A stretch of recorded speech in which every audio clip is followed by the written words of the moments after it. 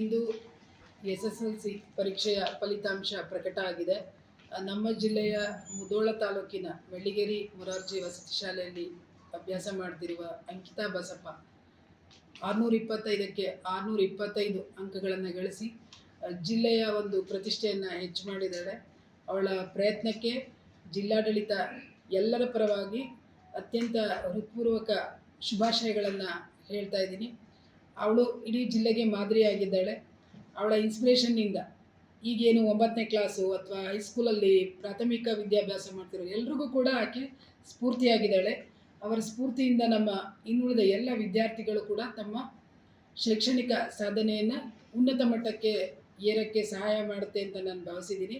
ಅಂಕಿತಾ ಬಸಪ್ಪ ಇನ್ನೂ ಉತ್ತಮವಾದ ಒಂದು ಉನ್ನತವಾದ ಸಾಧನೆ ಮಾಡೋಕ್ಕೆ ಅವಳಿಗೆ ಕುಟುಂಬ ಎಷ್ಟು ಸಾಥ್ ನೀಡುತ್ತೋ ನಾವು ಕೂಡ ಜಿಲ್ಲಾಡಳಿತದ ಪರವಾಗಿ ಎಲ್ಲ ರೀತಿಯ ಸಹಕಾರವನ್ನು ನೀಡ್ತೀವಿ.